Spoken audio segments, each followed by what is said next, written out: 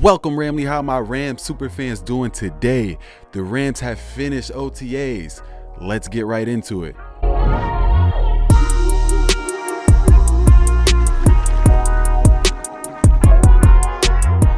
So the LA Rams concluded their organized team activities on Friday, also known as OTAs. I honestly never knew what OTA stood for until researching it for this video. But OTAs are over, marking another milestone as September approaches, meaning we are one step closer to week 1 against the Detroit Lions. I cannot wait. It cannot come any sooner. The teams will get together next week for mandatory minicamp, which will be the last on-field activity until training camp begins in July. I believe it's July 23rd, if I'm not mistaken. OTAs have been relatively uneventful for the Rams. No injuries. Matthew Stafford's thumb didn't get smashed on a lineman's helmet. Those are all positive signs.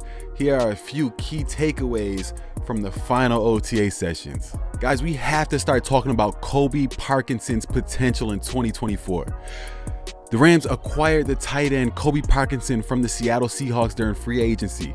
Initially, he was seen as like a blocking specialist, but Parkinson may take a larger role in this offense. I mean, this guy is 6'7". That's tall enough to be a small forward in the NBA. I always thought McVay was planning on using him as much more than just a blocker. According to The Athletic's Jordan Rodriguez, Parkinson's size and speed have been very impressive in practice. Despite wearing a red no contact jersey, head coach Sean McVay expressed optimism about Parkinson's contributions, highlighting his size, instincts, and character. While Davis Allen has garnered attention as the second-year player, Parkinson's addition signals a strategic move by the Rams, like they're looking for a tight end with just a little more upside. After tearing his ACL in the Lions playoff game last season, Tyler Higbee will likely not only miss training camp, but he'll probably miss at least half of the regular season. Hey! Joseph either. Hey, that's a good hit. That's a good hit. You 30 going, you know it. I can see a world where Colby Parkinson takes his starting tight end job and never gives it back. I also noticed in OTAs that there has been a significant rest given to key veterans. The Rams are being very cautious with certain veterans during OTAs. People like linebacker Ernest Jones and offensive lineman Rob Havenstein. They have not participated in media sessions, and running back Kyron Williams was sidelined with a foot injury. Jonah Jackson's participation is also being carefully managed. McVay emphasized the importance of mental preparation and having players ready for training camp on July 23rd. The priority is ensuring all players are fit and prepared for camp rather than just pushing them in OTAs. And none of that should be a surprise. This is a team that doesn't play their starters in the preseason. If Sean McVay values anything, it's not overworking his stars. He's like the opposite of Tom Thibodeau in the NBA. For you guys that don't know, Tom Thibodeau is the head coach of the New York Knicks, who every year, no matter what team he's coaching, just destroys his stars by just playing them an obscure amount of minutes without rest, without taking days off. It's crazy. A lot of people blame him for Derrick Rose getting hurt early on in his career. I think you guys get the picture, but back to the Rams.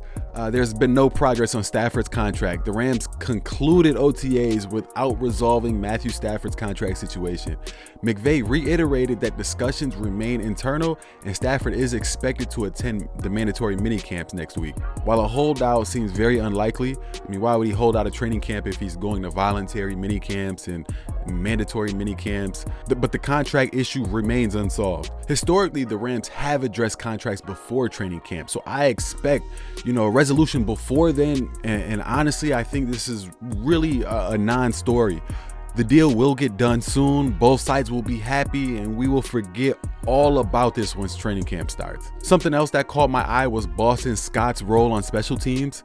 The signing of the running back post the draft was surprising, given the Rams' depth at running back. I know I was a little thrown off when the Rams signed him, especially after drafting Blake Corum.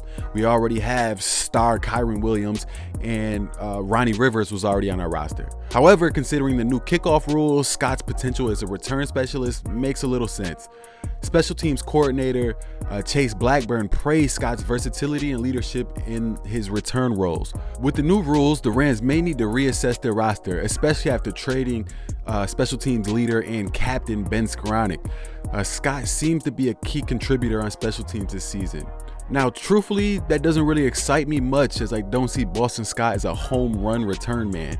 He's only returned 8 kicks last year for, a 21-yard return average. Maybe Chase Blackburn knows something I don't. And one of the biggest things that have intrigued me and caught my eye has been trying to figure out how our defensive coordinator Chris Shula plans on using the secondary. Chris Shula has been rotating players in and out of the secondary to find the best fit, partly due to injuries. The Rams await Trey White's return from an Achilles tear to stabilize the rotation. With Russ Yeast and Darian Kendrick in contention for roles, opportunities have increased for Darius Williams and third-year cornerback Kobe Durant.